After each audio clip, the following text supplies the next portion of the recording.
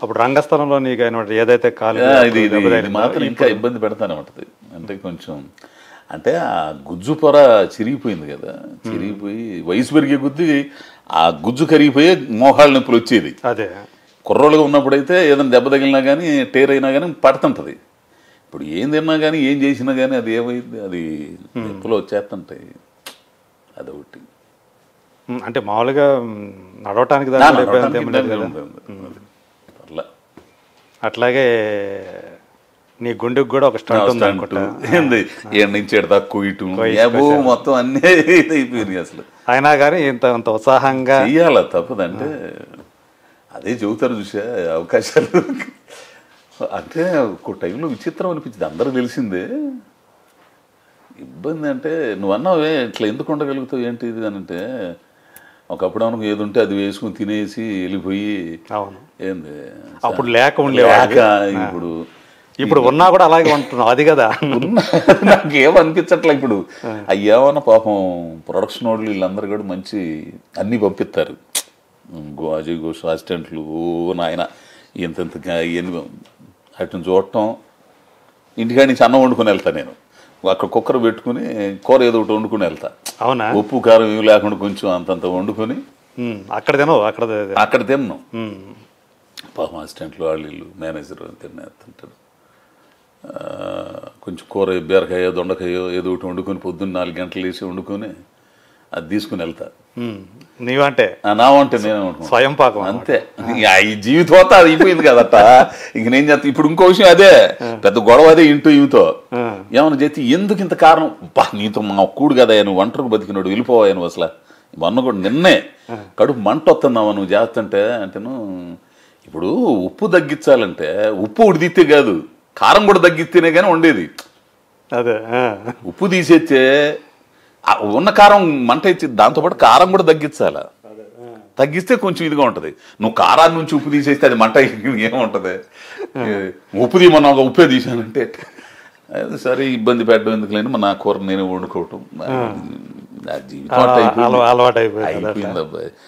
అంటే అంతే చెబుతారు స్వయం వండుకునే వాళ్ళకి ఇంట్లో వండే వాళ్ళకి. సో అదే అంతే నీ లైఫ్ స్టైల్ అనేది అదే అంతే పర్మనెంట్ లైఫ్ స్టైల్ లాగా అయిపోయింది.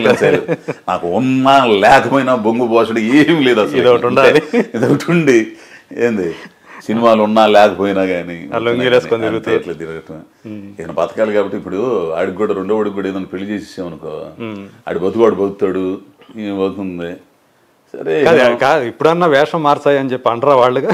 అసలు వదిలేశారు వాళ్ళు కూడా వదిలేశారు ఈయన ఇంతేలే అని. వాళ్ళకి తెలియదు ఇప్పుడు నాకేం అసలు అనిపించట్లా.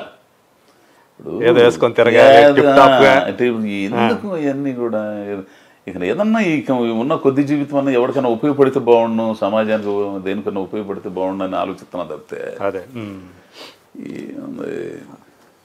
ఏదైనా కార్యక్రమం జరిగినా అది సామాజిక ప్రయోజనం ఉన్నదైనా వెంటనే వెళ్ళిపోతా ఉంటావు. అవును, ఇప్పటికీ అట్లా ఊళ్ళు ఉంటావు. అంటే అట్లాంటివి కూడా నువ్వు కూడా ఏదో స్వయంగా చేస్తున్నావు, కొన్నిటిగా నువ్వు ఆర్థికంగా కూడా హెల్ప్ చేస్తున్నావు. ఏం చెబుతాం అనుకున్నంతలో ఏదో ఒకటి చేయాలి కాబట్టి తింటాం అంతే. నువ్వు కూడా ఏమన్నా స్వయంగా ఏదైనా పెట్టి ఒక ఆర్గనైజేషన్ లాగా పెట్టి ఇంకేం లేదు, అట్లాంటిదేం లేదు, అదేం లేదు. కానీ కొంచెం అట్లా చేసేవాళ్ళకి ఏదైనా చేయటం మనం. మన ఊరి స్నేహితులు ఏమంటూ ఉంటారు దక్షిణామూర్తి దక్షిణామూర్తి అయితే ఆడు కూడా రావాలని పాపం రావాలని ఈ కుదరదురా. ఉద్యోగం ఏమో వదులుకోలేడు. టీచర్ ఉద్యోగం మంచి రచయిత ఉన్నాడు, నీలో మంచి పాటలు రాయరా అని అదేమన్నా రాస్తుంటారు రాస్తుంటాడు. రిజైన్ చేసేసి అంతా వచ్చేస్తాను రా ఇంక 2 ఏళ్లలో అని అన్నాడు. వచ్చి నువ్వు స్వయంగా మొత్తం తిరిగితే కానీ తెలియదురా అని చెప్పేసి నేను అంటుంటా. ఈయన ఇంతేలా అనుకుంటుంటారు కొంతమంది. సరే కానీ చేసేదేముంది. అదే శ్రీశ్రీ గారిది ఒక్కటే గుర్తుపెట్టుకుంటాను నేను ఎప్పుడు. ఏంటది? నిప్పులు చిమ్ముకుంటూ నింగికి నేను ఎగబాగితే నిబిడాశ్చర్యంతో వీళ్ళు, నెత్తురుగక్కుకుంటూ నెల రాలిపోతే నిస్సహాయంగా వీళ్ళే. నేను ఎప్పుడు అనుకున్నారో బాబుడే మా అజయ్ ఘోష్ గడు మామూలుడు కాదు అన్న. మాకు తెలుసురా, ఏదైనా తేడా వచ్చి కింద నాకు పెద్ద గాలి నాకు అనుకుంటే అట్లా నాశనం అయిపోయాను, అదే నోళ్ళు ఉంటాయి. నేనుగా ఉంటే సరిపోయిందిగా, ఎందుకు వచ్చింది కూడా. ఇప్పుడు రేపు ఏం లేవు, ఇదేమి లేదు, ఇక ఎల్లకాలం ఉండవు ఈ సినిమాలు. వయసు మీద పడింది, ఇది అయిపోద్ది, అన్ని ఇది అవుతాయి. ఏంది ఒక సంవత్సరం 2 సంవత్సరాల తర్వాత, ఒక 5 సంవత్సరాలు చేస్తావు, తర్వాత ఏంది పరిస్థితి ఏంది. సో ఈ తర్వాత అయినా కొత్త వాళ్ళు వస్తారు కదా, ఈ రోజు మనకు అవకాశాలు వచ్చినాయి, తర్వాత వాళ్ళు అయినా రావాలిగా. రక్తం వచ్చినప్పుడు వెళ్ళిపోవాలి ఏంది. అప్పుడు పోయి ఏదో పని చేసుకుంటాను అంతే, దానికి నేను ఇదైపోయే పనిలే. ఏంది నీ బొట్టోడి దగ్గర పోయి ఏదైనా రొయ్యల చెరువు దగ్గర కాపలా ఉండటం, లేకపోతే ఏదో చేసుకోవటం, కిళ్ళి బొంకు పెట్టుకోవటం. చాలా మంది అంటారు, చెప్తుంటారు కదా, సినిమా రంగంలో ప్రధానంగా చెప్తూ ఉంటారు, దీపం ఉండగానే ఇల్లు చక్కదిద్దుకోవాలి అంటే ఉన్నప్పుడే సంపాదించుకోవాలని, దాచిపెట్టుకో. కొంతమంది ఆ దాచిపెట్టుకోవడం తెలియక ప్రలోభాలకు, రకరకాల ప్రభావాలకు గురయ్యి ఖర్చులు పెట్టేసేసి రకరకాల వ్యసనాలకు లోనయ్యి. అజయ్ ఘోష్కి అలాంటి ఏమి ఇప్పుడు అంత లేదు, అంతుంటే నీ పడి తాటాకులు కట్టేవాళ్ళు. అయ్యో రావా, కాకపోతే సరదాగా ఎవరితో కాసేపు అట్ట కూర్చోవటం తప్పితే ఏం లేదు.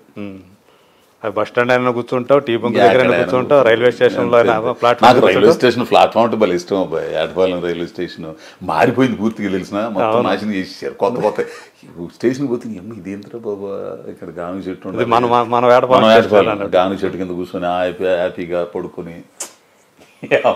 నేను ఎంత ఇదంటే నాకు ఒక టైంలో అనిపించింది, దుప్పటి తీసుకుని వెళ్ళిపోయాడు తెలిసిన రైల్వే స్టేషన్లో పడుకోవడానికి రాత్రి పూట. అదే ఇల్లు, అదే ఆ చెట్టు కింద చివరిన స్టేషన్ చివరిన ఉండేది ఓ బల్ల, అక్కడ పడుకుంటే బల్ల నిద్ర పట్టింది. ఏంది ఆ చెట్టు కింద అది అన్ని పోయిన చెట్లన్నీ కొట్టేసారు, మొత్తం ఇదైపోయింది. ఒక్కసారి అదే అంటే అలాంటి స్థితి నుంచి రైల్వే స్టేషన్ ప్లాట్ఫామ్ మీద కూడా పడుకునే స్టేజ్ నుంచి ఇప్పుడు ఈరోజు ఇంత పాపులర్ యాక్టర్గా పేరు తెచ్చుకున్న ఈ క్రమం కనుక నిజంగా చూస్తే ఒక కథ రాస్తే నీదే ఒక పెద్ద సినిమా కథ అవుతుంది అనిపిస్తుంది నాకైతే. అంటే దగ్గర నుంచి చూసిన వాడిగా నీకు అంటే నీకేమనిపిస్తుంటుంది ఈ ఎదుగుదల చూస్తే? ఇదంతా కూడా అంటే ఇది కాకతాళీయంగా అయితే వచ్చింది కాదు, దానంతా అదే వచ్చింది కాదు. దానికోసం నువ్వు నానా కష్టాలు పడ్డావు, చాలా అగచాట్లు పడ్డా, అవమానాలు కూడా. అయ్యో అవమానాలు అయితే మామూలుగా లేవరు నాయన అసలు. అయ్యో ఒకరికి చెప్పుకోలేదు, నీకు కాబట్టి తెలుసు, నీకు కొన్ని తెలుసు, నీకు బాగా కొన్ని నీకు కూడా తెలియని చాలా చాలా ఉండవు అసలు. వాళ్ళు అవమానంగా మాట్లాడిన నోళ్లే ఎప్పుడో అనుకున్నాం అడుగు ఉందలే అని అంటాం, అయ్యే పోగొట్టం. అదే ఎందాక చెప్పాను చూసేవాళ్ళు, అంటే నాలుక అటు ఇటు ఇది అవటం. నేను అసలు ఈ పట్టించుకుని అసలు నేనేందో నాకు తెలుసు కాబట్టి, నా మీద నాకు నమ్మకం ఉంది కాబట్టి నేను ప్రయాణం చేయగలిగాను. ఇంకో టైంలో అయితే అబ్బా నీకు బాగా అంటే అసలు ఇక వదిలేసి వెళ్ళిపోదాం అనిపించిన సందర్భం ఏదైనా తటస్థిల్లిందా నీకు? ఎప్పుడైనా తటస్థించిందా? అసలు అనిపించలేదు అబ్బాయి, అనిపించలేదు. కానీ సాంబలక్ష్మి ఇగో పొయ్యో ఆడే తెలుసుకో, ఆడే తెలుసుకో నువ్వు దీని గురించి ఇదిగా మాకు. కృష్ణాకి రావడానికి కూడా కృష్ణ ఛార్జ్ అప్పుడు అంతా 98 అంత ఉండేది. కృష్ణా ఎక్స్ప్రెస్కి 100 రూపాయలు అప్పు తీసుకొచ్చి ఇచ్చేది. అన్నం పొట్లం కట్టేది, అన్నం పొట్లం కట్టుకుని తెనాల్లో తినేవాడిని.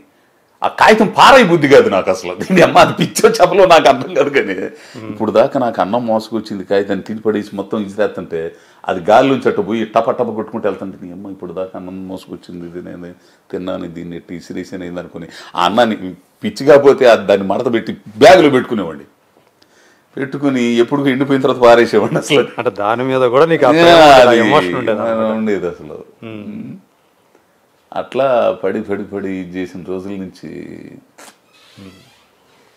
ఇప్పుడు ఆ పడ్డ అవమానాలు, ఆ పడ్డ కష్టాలు ఈరోజు అవి ఫలితాన్ని ఇస్తాయి అనుకుంటున్నాను. అవన్నీ కూడా అంటే మన మీద మనకు నమ్మకం ఉండాలి, మన మీద మనకు సంకల్ప బలం ఉండాలి, మన మీద మనకు నమ్మకం ఉండాలి, నేర్చుకోవాలని తపన ఉండాలి. మన అంతరాత్మ ఎవరినో ఒక నమ్మించాల్సిన పని మన అంతరాత్మ సాక్షిగా ఉంటే చాలు. మన అంతరాత్మ సాక్షిగా కరెక్ట్గా మనం వెళ్ళే మార్గం ఎంచుకోవాలి. ఎన్నో ఇబ్బందులు ఎదురవుతాయి, ఖచ్చితంగా ఉంటాయి. అట్లన్నిటికీ సిద్ధపడితేనే రావాలా. ఏ రంగమైనా సరే ఎన్నో రకాల మనుషులు ఉంటారు, రకరకాల. అబ్బో, ఒక్కో మనుషులు అయితే ప్రయాణం చేసేటప్పుడు మొదలు పెట్టినప్పుడు మామూలుగానే ఉంటారు. ప్రయాణంలో అసలు మానసికంగా కొట్టిపడి దిగుతారు తెలిసిన అసలు. అవి ఇప్పటికీ అనుభవించాను నేను, కొన్ని సందర్భాలు అనుభవించాను. సరే, అవన్నీ అనుభవించి ఇక్కడ పేరు వచ్చే క్రమంలో, అవకాశాలు వచ్చే క్రమంలో కూడా అయితే ఒక్కటి నేనేమనుకుంటానంటే, నేను ఈ స్థాయికి, ఈ కొద్ది చిన్న గుర్తింపు స్థాయికి రావడానికి నాకు ఎన్నో చేతులు సాయం చేసినాయి, నీ దగ్గర నుంచి ఇప్పుడు దాకా ఇక్కడ కూడా. అట్లా ప్రయత్నం చేసే వాళ్ళకి కూడా నేను కూడా ఏదో ఒకటి అందించాలిగా. నేను ఒక మెట్టు ఎక్కానులే అని అనుకుంటే, ఎక్కాల్సిన మెట్లు చాలా ఉన్నాయి. ఒక మెట్టు ఎక్కాను కదా అని చెప్పేసి వాడు అక్కడ జారిపోతున్నాను కానీ పట్టుకుని లాగాలిగా, చేయాలిగా. అందించకపోతే దానికి అర్థం ఉండదు. అంటే వాళ్ళ అవసరాల్లో మనం కూడా ఉండాలి. అయింది అది. నేనైతే అది పెట్టుకున్నా, ఎవడేమనుకున్నా కానీ ఓకే నా వంతు నేను చేస్తా. అది వాడు నా చేతకంతనంగా తీసుకున్నా కానీ, ఒట్టి ఇదేలే మనం ఉపయోగపెట్టుకోవాలని అనుకున్నా కానీ, నా ధర్మం నేను చేస్తా. ఆ తర్వాత అట్లా మనం అందించిన తర్వాత కూడా అన్నా కానీ, అనుకున్నా కానీ, నా చెవులు పడ్డా కానీ నేను కొంచెం బాధపడతాను. ఆ తర్వాత వదిలేస్తా. అంటే ఆల్రెడీ జరిగినాయి, చాలా జరుగుతున్నాయి. ఇప్పుడు ఈ మధ్య కూడా జరుగుతున్నాయి.